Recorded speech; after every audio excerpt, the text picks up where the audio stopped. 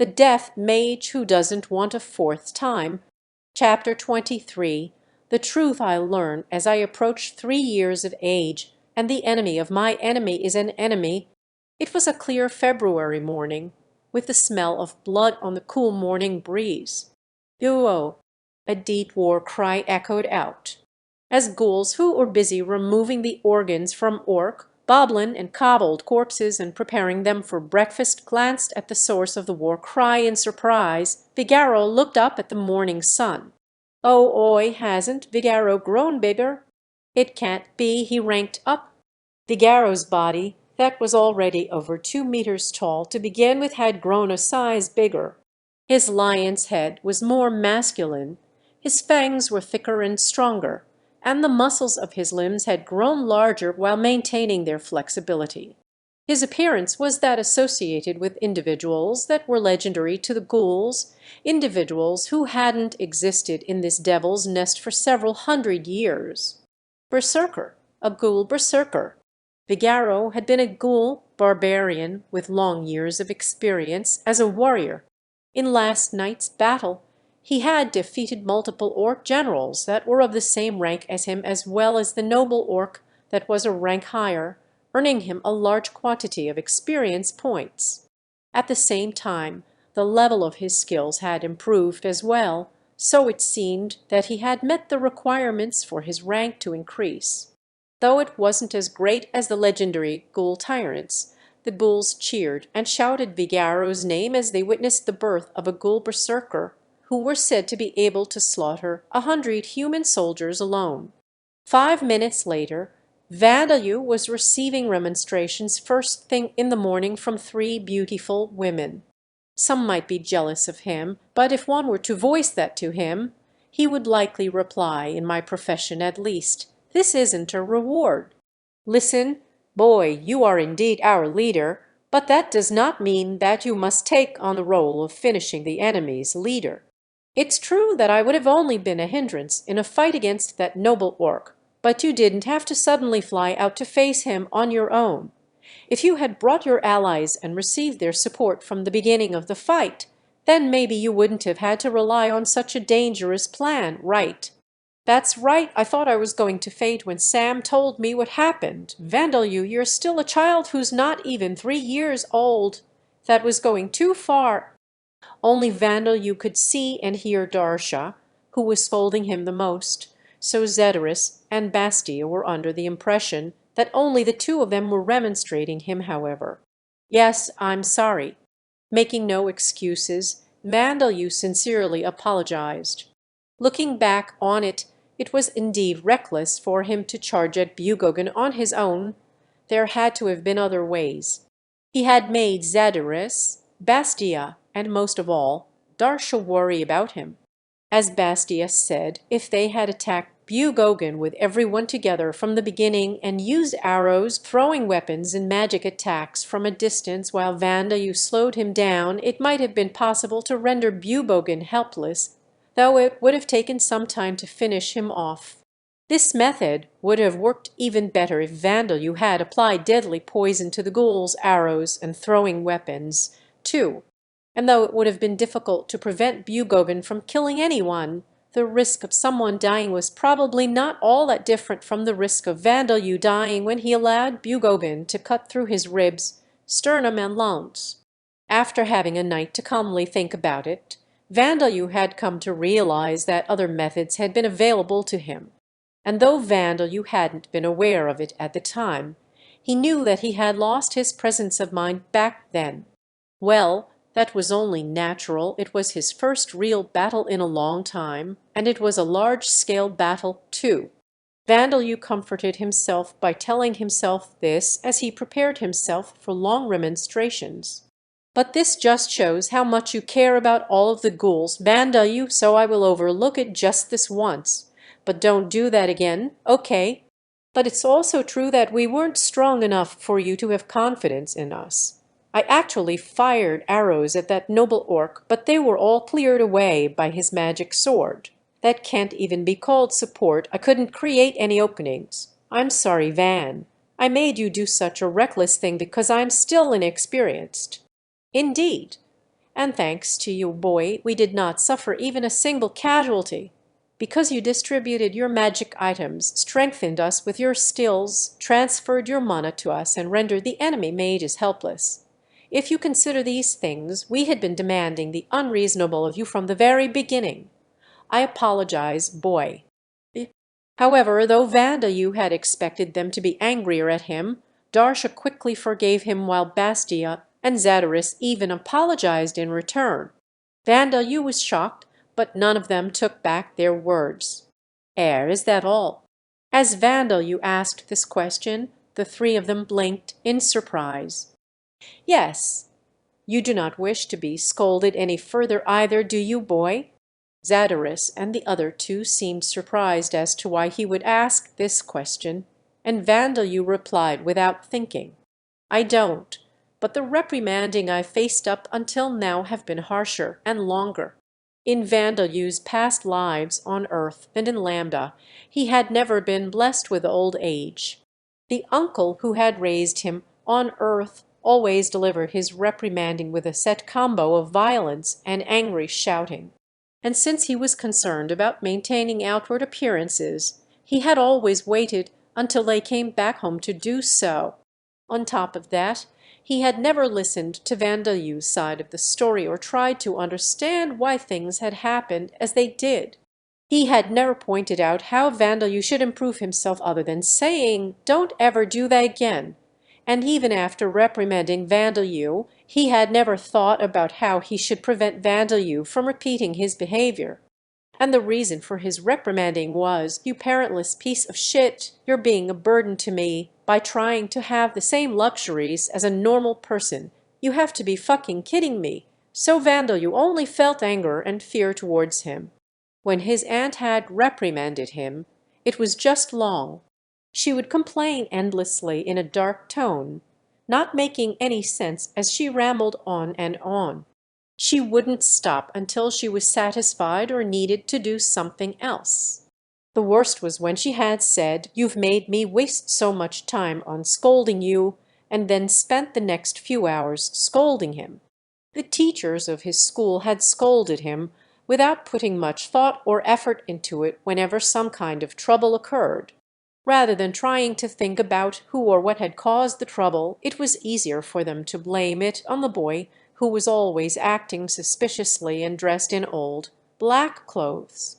In fact, that was how his elementary school class had been kept in order, and Vandayu had just assumed that this was just the correct way for the school to handle things. With those lessons in his mind, he succeeded in living a peaceful middle school and high school life, being as inconspicuous as air. And then in Origin, being scolded had changed meaning to become being punished. In Origin, Vandayu had been a mere laboratory animal, and for the researchers who raised him, he was something that needed to be trained, not educated. Fists were replaced with electrical shocks, and remonstrations were replaced with words that were like knives that gouged out his lungs. Of course, they had no reason to listen to Vandayu's complaints, and the researchers always prioritized their own convenience first. Even though he obeyed all of their commands, there were times where he was punished for absurd reasons like experiments where electricity was passed through his body, leaving him convulsing on the floor to test whether his mana's properties would change if he was subjected to extreme pain. As a result of these traumatic experiences, Vandayu had become extremely afraid of people becoming angry at him. If it was someone he didn't mind killing, someone he wanted to kill, someone he was able to kill, then that would be fine. He wasn't scared of fighting and killing, but he was scared of those he couldn't kill becoming angry at him and reprimanding him. Of course, he hadn't thought for a moment that Darsha, Zadaris, or Bastia would act like his uncle or those researchers. But even so, he had been terrified. "Vandayu, I'm really sorry for scaring you." Darsha had a rough idea about Vandayu's past and what he had been through. She didn't have a physical body, but she wrapped her cold, spirit arms around him gently. "No, it's nothing you need to apologize for, Mom. It was a trauma that he had from his previous lives. It would have been unfair to expect Darcia to make an effort to be cautious about it. She was the first mother in this world to raise a child with memories of his previous lives, so there were no examples for her to follow. However, as the other two were unaware that Vandeleur possessed memories from his previous lives, they could only make the incorrect assumption. "Boy, I have never heard details regarding your mother. What kind of person was she? I mean, normally what was she like, and how did she act when she was angry at you, Van?" Their eyes were sympathetic and their words were inarticulate. Seeing this, Vandeleur realized that they were thinking that his mother had abused him. "No, that's not it. It wasn't my mother. This is the perfect opportunity, so I'll tell you about my circumstances. Could I call Vigaro here?" "Vandeleur, you don't need to worry about me. They can't see me, after all." "I do worry about it. You being misunderstood makes me sad as well, Mom." Vandeleur didn't want Zedorus or anyone else having the wrong impression of Darcia, and he had been planning to tell them about his circumstances anyway, so he decided to take this opportunity to tell them everything. "I see, so that's what?" "The fact that Vandeleur possessed memories from his previous life and the one before that, and the fact that he had lived those lives in other worlds. The fact that 100 people with abilities that surpassed common sense, abilities that Vandeleur didn't have, would be reincarnating in this world in the future. When Vandeleur told these facts to Zedorus and the others, they were surprised, and for some reason they seemed to understand. It was better than them not believing him, but Vandeleur was bewildered that they believed him so easily, so they explained why. "You are a child who possesses 100 million mana and uses death attribute magic, something that has never existed before in this world. Even considering the fact that you are a Dampier, having such an unbelievable past actually makes this more believable. And you know too many things considering that you're not even 3 years old. Van, that would be the case even if Sam and the others were to teach you things. It makes sense if all of that knowledge is from your previous lives." "Yeah, it's just like those two said. I have nothing more to say to that." "Ah, now that you mention it, that makes sense to me. Well, it is still a surprise that there will be 100 more people like you, boy. 100 people with over 100 million mana, huh?" Zedorus and Bastia looked deep in thought with grave expressions on their faces, as they imagined young men and women with 100 million mana becoming adventurers or knights and mages under the employment of human nations, but Vandeleur shook his head. "No, I think they will have much less mana than me." "What, is that so?" "Yes. The reason I have this much mana is because I don't have anything else." Other than Vandeleur, Rodcourt had granted the 100 reincarnated people cheat-like abilities and affinities for different attributes of magic. Vandeleur's abnormal amount of mana was compensation for his lack of those things. Rodcourt had explained that Vandeleur's empty frame would store large quantities of mana, but looking at it another way, this meant that the others didn't possess this empty frame.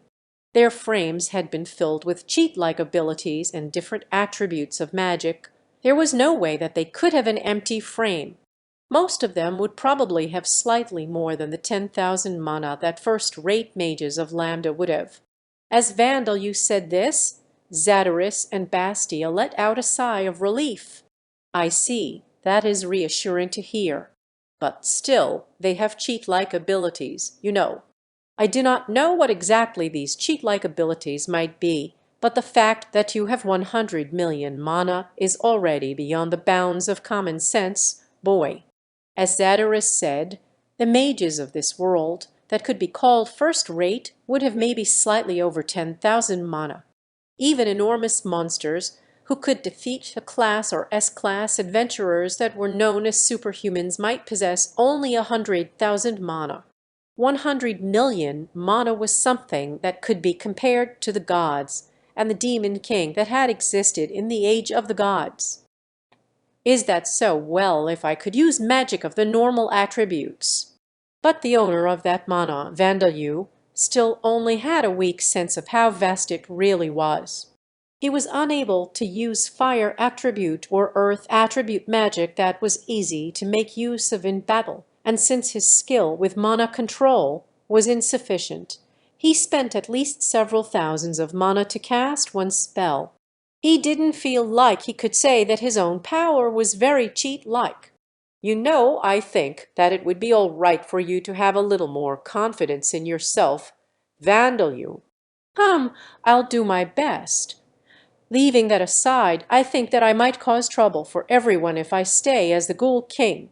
The guys who are going to be reincarnated here have only lived in worlds where humans are the only intelligent creatures, so I don't know how they'll act.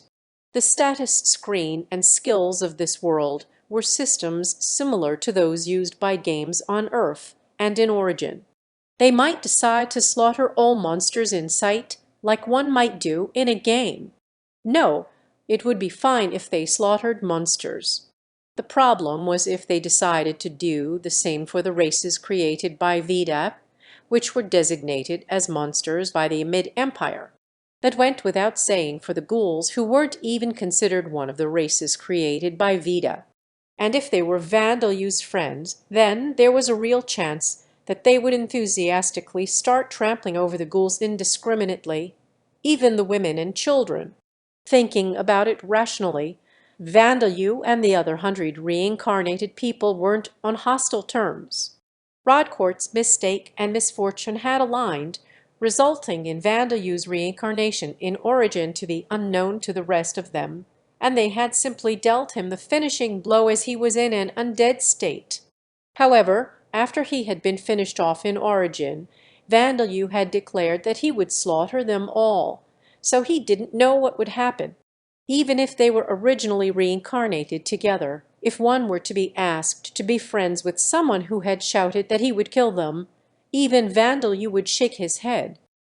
If Rodcourt was watching Vandalu now and knew that his desire for revenge on them had disappeared, then it would be fine, but that hope was slim.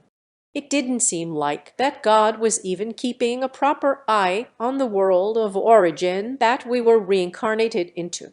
If Rodcourt had been watching, he could have at least sent a message to Amy, Hiroto, and the others to save Vandalu. Because he hadn't even done that, Vandalu expected nothing from him. And so Vandalu thought that he should give up his title now that he had destroyed the noble orc's large village, but Zadorus and the others thought otherwise. That might indeed be the case, but those 100 people should be reincarnated here in the order in which they die in that world called Origin, not all at once. Is that not right? In that case, then we are talking about something that will not happen for a long while, and each time they appear, they should not appear in large numbers. Am I wrong? When Vandalu had been killed in Origin, they had looked to be in their early 20s. But they had been dispatched to exterminate an undead that had appeared in the military nation's secret laboratory. They seemed to have been doing dangerous work. So there was a chance that there were some who had made a mistake in their work and died half a year or a year after Vandalu had. However, they had the protection of their affinity for different attributes of magic, good fortunes and destinies, as well as their cheat-like abilities, all of the things that Vandalu hadn't received. They wouldn't die so easily. And because of the magic that hadn't existed on Earth, science in Origin seemed to have been more advanced than on Earth. So unless they were killed or afflicted by serious illnesses such as cancer, they would live in Origin up until they were in their 80s or possibly even until they were over 100 years old. It was indeed still some time away, and it was difficult to imagine that there would be multiple people dying simultaneously. And there is nothing to suggest that all of those 100 people will be reborn in the Mid-Empire and its nations. It could be that they are reborn in the country that you are intending to go to beyond the mountain range, or even on another continent. There is no guarantee that they will be born to human parents. They could be born from the wombs of us ghouls or one of the other races created by Vida. Well, that might be the case, but what Zadorus was saying was reasonable, so Vandalu had no response. And then Bastia dealt the final blow. And there are plenty of enemies that are threats to us other than those 100 people. If the humans were to dispatch B-class and A-class adventurers into this devil's nest, we could be destroyed. A high-rank monster from another devil's nest might come here and build its power, just like that noble orc. Those 100 people being reincarnated here doesn't give us a reason to be separated from you, Vandalyu. It was as Bastius said. The ghouls were the most powerful in this devil's nest. But if the Murg nation seriously dispatched high-class adventurers, they wouldn't even be able to put up a fight. And if you weren't here, I don't know if we would have been able to win the battle against the orcs. Even if we did, we would still be unable to have babies and we wouldn't be able to maintain the village. It doesn't make sense to run away because you're scared of something that's going to happen decades from now. Well, that might be the case too, but this was reasonable too, so Vandalyu couldn't strongly deny it or make any points against it. For the ghouls, things that threatened their existence naturally existed, so it was the obvious choice to fight to survive the threats rather than try to avoid them, prepare for them rather than live in fear of them. And if you left us and then those 100 people starting hunting down monsters anyway, I think it would end up the same regardless. Considering that, it would be more reassuring to have you around, Vandalyu was rendered speechless in surprise. The truth was that there was a high possibility of the reincarnated people hunting monsters on a large scale, even if Vandalyu wasn't involved with them. After all, they were strong people, and in the world of Lambda, monsters were evil. They would very likely hunt monsters to satisfy their sense of justice or simply to quickly gain money and fame. Vandalyu was in shock, but surprisingly it was Vigaro whose decisive opinion changed Vandalyu's mind. "I'm sure those guys are not even that strong to begin with, Vandalyu." Vigaro's words left Vandalyu dumbfounded. They would surely be strong. They would have power beyond all reason. They would be so strong that one would think it unfair. Those 100 people, not even that strong. Of course they are going to be strong. Definitely far stronger than me. But they can die, right? Then you will be able to kill them. Vigaro said this as if it was obvious, and Vandalyu reflexively began to object. There's no way that And then he suddenly realized. That's right, they could definitely die. Rodcourt had granted those 100 people cheat-like abilities with the exception of Vandalyu. He protected them with good fortune. He guided them with a destiny. However, Rodcourt's goal was to use these people who had died on Earth to develop the world of Lambda. The only reason he had reincarnated them in Origin first was to have them gain experience. Things had been set up so that they would be reincarnated in Lambda as they died in Origin. It would be a problem if they couldn't die. If they didn't die in Origin, they would never be sent to Lambda. Therefore, among the cheat-like abilities granted to them by Rodcourt, there would be none that absolutely prevented them from dying or being killed. They might possess cheat-like abilities that granted them tremendous offensive abilities, but if their defensive abilities were normal, they could be killed. They might be able to move at ultra-high speeds, but they would die if made ill by the incurable disease spell. They might have rapid regeneration abilities that would let them regrow severed limbs, but if their brains and hearts were destroyed simultaneously, then they would die. They might have the ultimate defensive abilities, but if afflicted with aging, they would die of old age. None of these methods would be simple. It would be difficult. Lives would have to be put on the line in these battles. But Vandalyu was a death attribute mage. He was someone who could freely use magic to bring about death, or keep it at a distance. As long as his enemies were living beings that would eventually die one day, there would definitely be a way for Vandalyu to kill them, and he should have a means to accomplish that. I wonder why I hadn't realized such a basic thing until now. Vandalyu. It is only natural to fear those who have what you do not have. Zadarus. And they killed you once, didn't they? I can't blame you for thinking that you can't win against them. Vigaro." Vandeleur fell to his knees as Zadarus and Vigaro correctly guessed the reasons he had feared those 100 people so much. "I've been thinking about it since I was born, for almost 3 years, but I never thought of that. Because you pointed it out, I have more hope for the future. Thank you, Vandeleur. It helps us to be allies with you. Don't worry about it. Vigaro." Vigaro bared his fangs, that were larger than they had been yesterday, in a smile, looking as if he'd be satisfied as long as Vandeleur didn't bring up the idea of giving up the title of king again. "Well, we might be a hindrance for you when you're trying to become an adventurer and nobleman, Vigaro. When that time comes, I'll tell people that I have tamed you. If that doesn't work, I'll pile up so many achievements that they can't ignore me, Vandeleur. Oh, you've broken free, Van Bastia. Even he could kill those with the cheat-like abilities."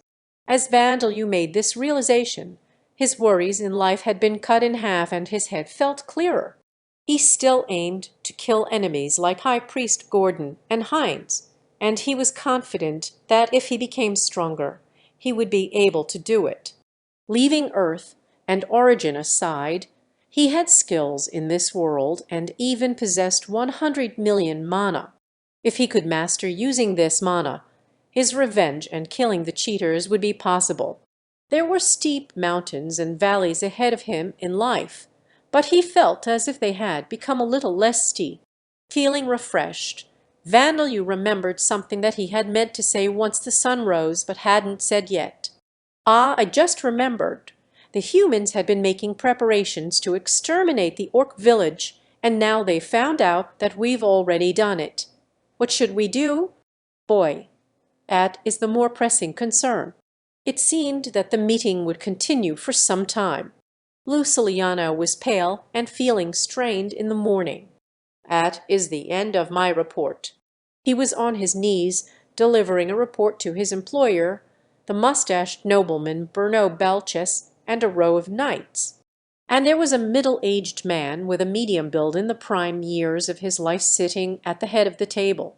Though Luciliano wasn't specialized in combat, he was an adventurer who had completed numerous requests from noblemen over the years. This man wasn't the kind of person whose presence should cause an adventurer like Luciliano to be feeling nervous.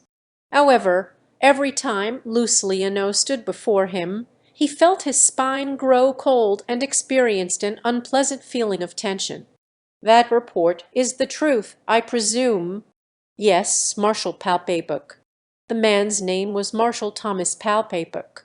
He held the court rank of Earl, but that was the rank that he was given because this country of Murg was a nation of the mid-empire. In the empire, the title of Marquess was only held by royal family members of the empire's nations. He was a capable marshal whose abilities and achievements were so great that if Murg were an independent nation instead of being a part of the empire, it would not have been surprising for him to hold the rank of Marquess, or even Duke.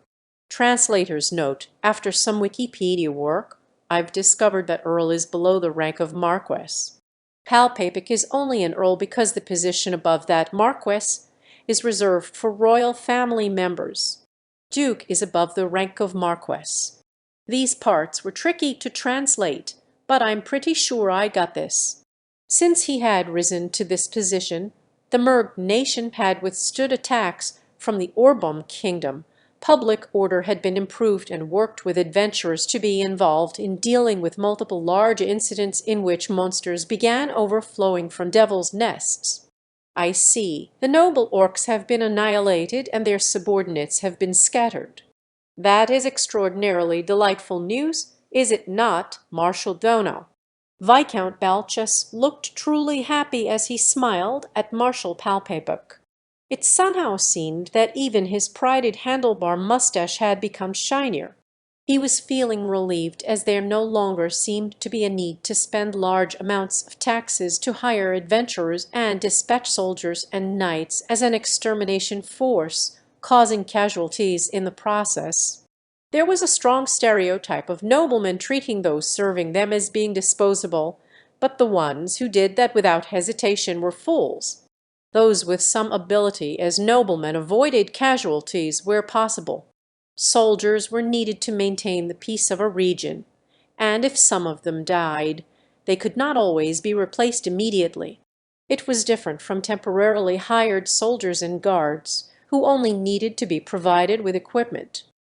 One should desire a certain level of skill and loyalty from regular soldiers. This was especially true for knights, whose families had served noblemen for generations. If noblemen put the lives of knights to waste, they would be disgraced and lose favor from the knight families who would choose other masters. Losses should be kept low, even for soldiers recruited from the lower class populace. If the young people that were the able workers of society were to die in large numbers, the productivity of the region would fall and severe economic problems would develop. And there was nothing good about causing dissatisfaction amongst the people. Adventurers were a special case, as they worked in their occupation at their own risk. Even if 10 or 20 of them were lost, a town as large as Viscount Balches's wouldn't be negatively affected at all. Hundreds of adventurers died every year in the nation of Murg alone. Nobody would claim that this was the responsibility of the rulers. But this only applied on a national level. If a large number of adventurers in one region were to suddenly decrease in number by too much, their monster numbers in devils' nests would be less regulated, and the materials that adventurers obtained from monsters would become scarcer. There would be consequences for anti-monster measures as well as economic consequences. And since adventurers were essentially wanderers, if there were rumors that a nobleman was forcing adventurers to accept unreasonable requests, they could simply turn away from that nobleman. That would cause long-term difficulties for the region. Therefore, it was best to eliminate or at least reduce casualties. Of course, there were some things that needed to be done even if casualties were certain to occur. Exterminating a noble orc's group of 500 monsters that was planning to attack the town, for instance. The group of monsters was gone, eliminating the need to form an extermination force. This could only be a good thing for Viscount Balches. He wasn't interested in things like having the honor of exterminating powerful monsters. However, it seemed that Marshal Palpapuk thought differently. That cannot be said. Viscount Balches, perhaps we should increase the size of the extermination force. No, more importantly, perhaps I should ask High Priest Gordon for his assistance in killing this vampire. Why, how can that be, Marshal? The noble orcs have already been killed. The danger has passed. The danger has not passed. It has simply changed from orcs to ghouls, a group of ghouls that won a battle against a group of 500 monsters led by a noble orc. Though Luciliano has not confirmed this, there are likely ghoul mages. There is even a chance that there are higher class ones, like high mages or berserkers. Or would you suggest that such a group of monsters is not a threat? Marshal Palpapuk was right. For humans, orcs and ghouls were both monsters. The only differences were that ghouls had females, so they didn't need to abduct human women so frequently, and they didn't often come out of the devil's nests. But these differences were enough for Viscount Balches's knights to disagree. But, Marshal, there have never been any confirmed cases of ghouls acting outside devil's nests, let alone in a group. Is it not safe to assume that the ghouls will not come out of the devil's nest? In particular, the ghouls of that devil's nest do not even fight adventurers. They are relatively docile. And as the adventurer there reported, the monsters led by the noble orc were using the female ghouls as mothers, were they not? Is this incident not simply the ghouls taking revenge on the orcs? The ghouls that had the power to defeat the noble orcs and their subordinates were indeed threatening. However, it wasn't anything more than a struggle for existence that had occurred within the devil's nest. The conflict wouldn't spread outside. Why was there any need to take the effort to enter that conflict in a place that couldn't even be seen from here? Even Marshal Palpapic nodded, knowing that there was some truth to this argument. Indeed, if it is the ghouls that have been there for a long time, that would be the case. However, has there ever been a group of ghouls with a Dampier child among them?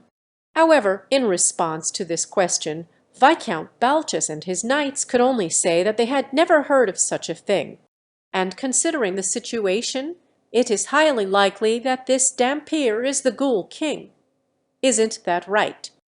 Yes, considering the situation, I cannot deny the possibility of the Dampier being the Ghoul King Vandeleur. Luciliano, who had remained silent until now, offered his thoughts with a tone that implied that he wouldn't take responsibility if he was incorrect.